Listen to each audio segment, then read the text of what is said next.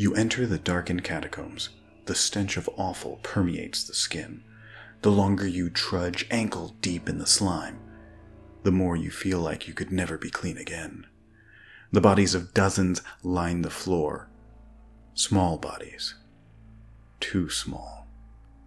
The creature is definitely close, feeding off of the souls of its victims. I'd really like to go back to Kaylin's shop. I'm a little low on healing potions, and I think the shop owner was flirting with me. But the unspeakable horrors! It eats souls! Yeah, but it's not going anywhere, right? Like, this is its lair. I've been working on that shop owner for about 3 weeks, and I'm pretty sure I can seal the deal. You could be the greatest DM in the world to one player, and the absolute worst to another. So take any dungeon mastering advice with a grain of salt. Hey, I'm Legal Kimchi, your saltiest DM, and this is some DM good gaming.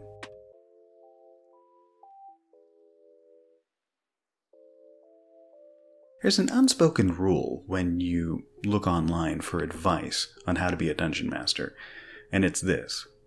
There is no right answer.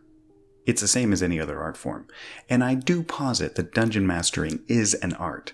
If it were a science, then we wouldn't need so many different videos of advice on how to run a D&D game.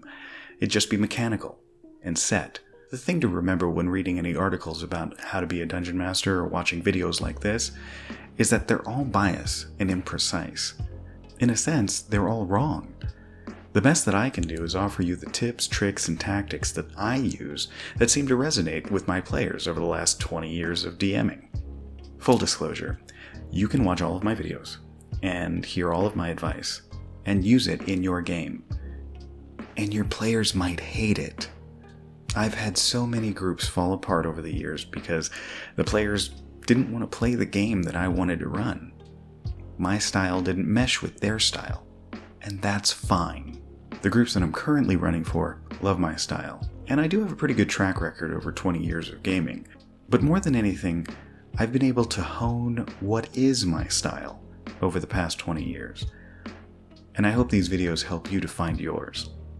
Some of that has been playing with really good DMs and stealing what I like, and watching the same videos and reading the same articles that you're probably searching through as well. And if you see something in one of my videos that resonates with you, try it in your game. Steal it. I am encouraging you to steal it. Put it in your own game and figure out your own style. And if everyone likes it, well, maybe you could like the video, subscribe to the channel, comment down below on how it worked out for you, and if your D&D audience is larger than the people stuck around your table in the basement, maybe give me a shout out. It'd be appreciated. You know, people always talk about the different player types, and there may be a future video where we go over that as well. But what I don't hear people talk about are the different dungeon master types. I think there's this concept that dungeon masters are kind of like the computer in a computer role-playing game, somewhat mechanical, and it's really only the players that change. I think that's absolute garbage. Look, those computer RPGs are trying to emulate us, not the other way around. We're more dynamic. We're human. But that also means that we're all different and have our own personal styles. What I wanted to do today is to talk about those styles. So in my experience, there are about 4 different types of Dungeon Master. So let's go over those. First, the author. The author has a story that she wants to tell. She knows the beats, the plot points, the betrayals, the big moments, the boss battles, everything. To her, the player characters are a camera, a lens from which the players experience the story that the DM has planned out for them. You get epic moments with this style, things that were planned ahead well in advance, foreshadowing that happens in the first adventure that may pay off a year down the line. The problem with it is it has a tendency to limit actual player choice in the game. You see, the author has a specific story that she wants to tell, and it's kind of like the railroad. You're along for the ride, and the choices that you make may not dynamically change the story plotline at all. Occasionally, especially with more inexperienced DMs, when the players make a choice that don't align with what the DM had prepared in her story, then she can get a little frazzled, not know how to properly adapt to player choice, and try to negate that choice in some way. There are occasions when she'll try to do something to subvert the player's freedom of choice and fun, just to get the story back on the rails where she had prepared it. Number 2, the improviser. The improviser has a sandbox that they want the players to be able to explore in. They may have certain details planned out, who the main bad guy is, who the good guys are, but outside of that, there may not even be any real story planned out. These DMs have a tendency to deal with player weirdness a lot better.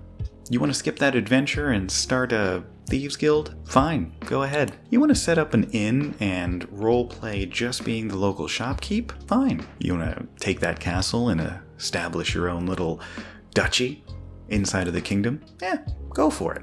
The improviser will have you covered. On the other hand, that free-flowing type of style doesn't always allow for the super dramatic moments that the author is able to provide. Because there is no set story, and everything's kind of done on the fly, the level of preparedness for making those moments happen is going to be lower. I'm not saying that the improviser can't do epic moments. I'm just saying that sometimes you're gonna hit what should be a more epic moment and get a little bit of a letdown. They don't necessarily have the big betrayal set up, because they don't necessarily have anything set up. While this does allow for a lot of player freedom, this can be so much freedom that the players find themselves in situations where they're looking at each other and wondering, what do we do next? And in this situation, there is no right answer, because the improviser doesn't have an answer to that question. Number 3, the villain. The villain is there to challenge the players. He puts the game in role-playing game. Sometimes he wants to win. The combat is fierce and strategic. The riddles bend your mind. The traps test your attention to detail. The entire game is a test of wills. To this DM, the campaign is a puzzle for you to solve. You can still get some pretty good role-playing out of this, but even the social interactions are like a verbal chess game. Success is never guaranteed, but the triumphs are so much sweeter. Sometimes it can be a little tiring to play with this type of DM. He will give you no respite, and relationship building is not generally paramount in this type of game, but the rewards can be very, very satisfying. Sometimes playing in a game like this is similar to playing a dungeon crawl board game. You can actually win this type of D&D game. 4. The Edgelord. This DM likes to hit the touchy subjects: racism, sexual violence, misogyny, misandry, which is basically misogyny except switched so it's the female version. Most of the time this is depicted as being so much worse than a misogynistic society. Hate and attacking political correctness. The adventures in the campaign are filled with these things. It is designed deliberately to push buttons and to offend. And in my experience, it is almost universally poorly executed. It kills the fun. The Edgelord is so focused on offending the players and pushing these buttons that it leaves it a little lacking in all of the other categories. Role-playing, combat, you're not getting really satisfactory amounts of either one of those things. Look, full disclosure, I don't like playing in these games. I don't like producing these games, and I generally don't like playing with people who enjoy this type of game. If this is the type of game you're looking at running, this is not a channel to get advice for any of that. I'm not saying that your game can't even have some of these things and still be good.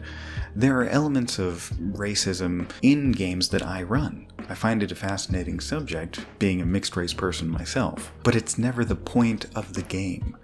The point of the game is to have fun, and sometimes I spice it up with one of these things, just to see how my player characters will respond. But I always do it with the consent of the player. I warn them far beforehand if any of these topics should arise in my game, and I tell them exactly which topics I will not touch in my game. So those are the 4 categories in my experience. Are there more? Probably. The problem with being a forever DM for your groups is that you don't experience a lot of other types of dungeon masters because you're the dungeon master. And like I said previously, no one fits into just one of these categories. except maybe the edgelords.